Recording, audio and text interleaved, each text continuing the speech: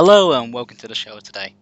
My guest is two people who are part of a very talented speedrunner group who focus on Souls games. Let's go to a clip now to see part of their work.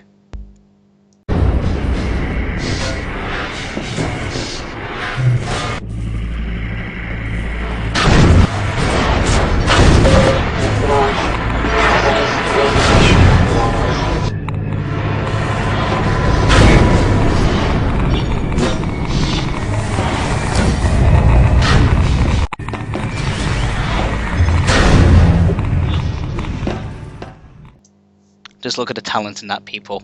Ladies and gentlemen, James and Jaden from the Source Runners.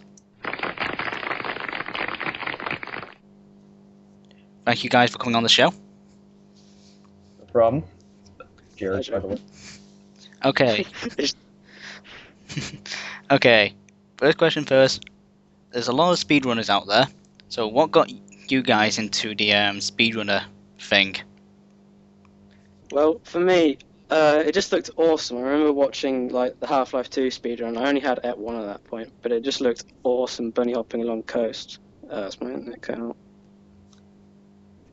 It also just looked awesome bunny hopping along coast, and I was really wanted to just move really quickly like that. So that's what really got me into seeing the Half-Life 2 speedrun.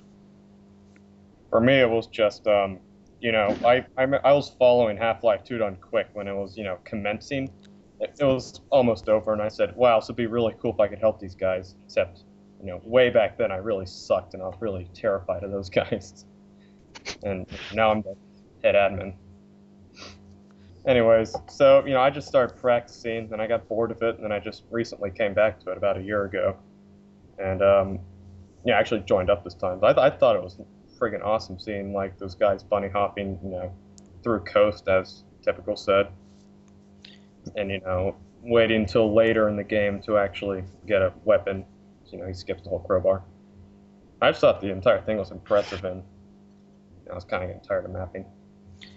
So, what made you guys pick Souls games in particular? I mean, there's hundreds of games, maybe thousands of games around the world. What made you guys focusing on Souls games like Half-Life and Portal and everything? Well, they have the most bugs, that's for one. Yeah, that's what I was thinking. What other game out there other than Quake has, bunny hopping that'll make you go extremely fast or accelerate backwards hop, which is, freaking unbelievable. There's there's a lot of games out there, you could speedrun Modern Warfare 2, but it's not designed to, look interesting. A lot of the problem that I face when doing a run is that it has to look interesting, because a lot of people don't care about how quickly you did a map, and that's why Call of Duty is probably not a great game for speedrunners. It doesn't look that good. Yeah, I tried doing a speedrun for Call of Duty 1 a while back. I did all these weird tricks, and the thing was just boring to watch. I mean, you have to make a speedrun entertaining, otherwise people will say, screw this, I'm gonna go back to Quake done quick. So, I mean, you're trying to do a speedrun through, the Half-Life games where there's a lot going on, enemies to fight and stuff. What's the most difficult part about speedrunning through these sort of games? Through any game or through this one particularly? The Souls games in particular. Alex. Well, yeah, actually, I'd agree with that straight away, Alex.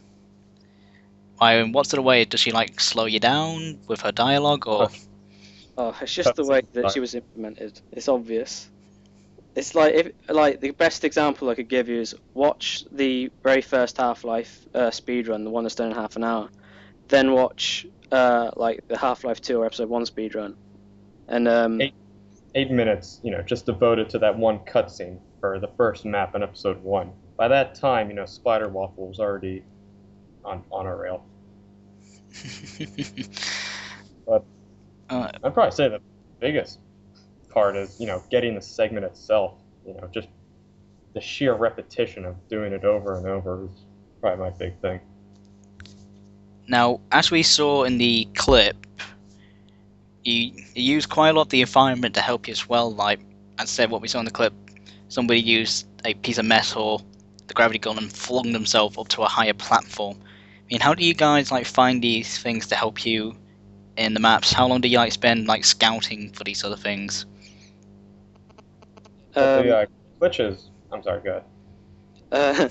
I found after the Phase 1 video that Suga did, I found the most skips after that. And the way I found most of these was, it was just this crazy inspiration that I kept getting. Like, one of the things that I discovered which was really stupid was in the Citadel where I kill like 3 guards and pick up orbs from them. And it's just little things like that where I have to like sort of think outside of the box of like, this is how the developers wanted me to play it. Now do how you want to do it. Basically ripping the game apart in the worst ways possible to try to find the best ways to get around things. But I mean, most of the glitches were found by the Half-Life 2 Done Quick team. I mean, they spent, what was it, a couple months on Phase 1 for their run, just finding glitches, and they found a lot. I mean, flying and bunny hopping were a big thing, along with auto hotkey. Pissed off a lot of CSS players. And, just random stuff like that. And they had a really good team back then. And so, we took the ones that, have not been patched for Episode 1, and we just used those, and we just, put them to the map.